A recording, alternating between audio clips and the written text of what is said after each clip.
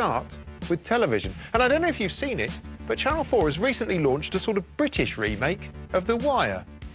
Benefit Street is a fly-on-the-fly covered wall documentary series, a bit like Sesame Street, brought to you by the letters DSS and DWP. It follows some of the residents on an apparently notorious Birmingham street where, we're told, most of the residents are on benefits. As well as impoverished single mums, it also depicts petty criminals on the rob.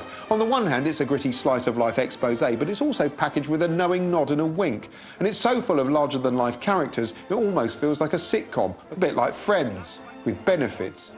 Usually when people on the breadline are exploited for entertainment, it's done unsubtly on grubby bellowing chambers like the Jeremy Kyle show. You're a drunken bum sponging off taxpayers in this country, and people like you should be put out on the street. Do you love it? You love it? Yeah. Right.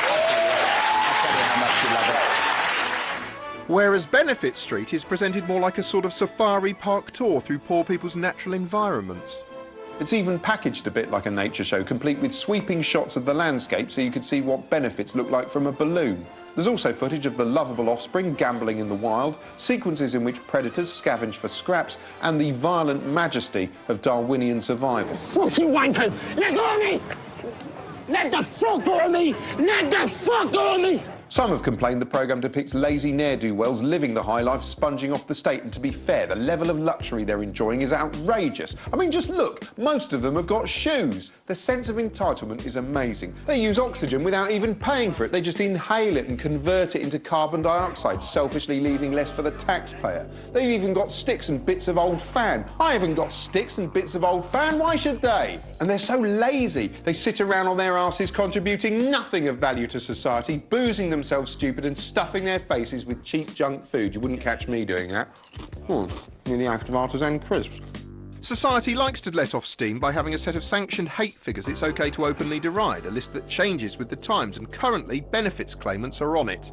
Channel 4 says Benefit Street is about community spirit in adverse circumstances, but the problem is it's not called Community Spirit in Adverse Circumstances, it's called Benefit Street, a button-pushing title attached to a programme with more buttons than a shirt factory. They might as well have called it the Great British Skive-Off or Layabout Way. To wear my earnest hat for a moment, I actually thought Benefit Street was broadly sympathetic to its participants, although being a TV show, it also inevitably boiled their lives down to eye-catching highlights and outrageous sound bites. But thanks to that title and the ingrained assumptions of some viewers on both sides of the political divide, it also caused the sort of noisy, publicity-stoking press reaction that must have had Channel 4 wanking with dismay.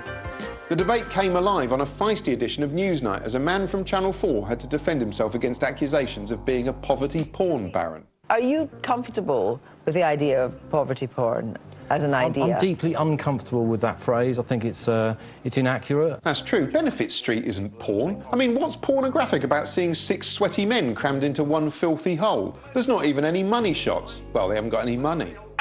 The ideological lines were drawn, representing the unimpressed left, pious newborn Owen Jones, who said Benefit Street was a damaging distortion of society's most vulnerable. What we have in this so-called debate about the welfare state is a relentless, almost obsessive hunting down of the most extreme, dysfunctional, unrepresentative people. But wait, they're adults. Benefits. They're adults. Isn't that carried with patronising? No, it isn't patronising. I'll tell you why it's not patronising, Kirsty. No, sorry, that's far too patronising. Owen, you lose 10 points and miss a turn. Amongst the unsympathetic reactees, opinion-pissing human clickbait Katie Thatcher-Hopkins popped up on This Week to hector the work-shy. I don't care if it's sunny, I don't care if it's raining. You need to get out of bed and get a job. Fair enough, I'll have yours. What the f*** is it again? The show's producers, aware of how much shit Hopkins spouts, cannily positioned her in a toilet so she could at least mop up after herself. I have absolutely no sympathy for anybody on Benefit Street. Or any street. They're always looking to blame someone, blame the government, blame landlords, blame anybody but themselves. Yeah, and who pays for that blame? We do. These are people that are sponging off the state when they could be out working, even if it means doing a job you simply don't want to do.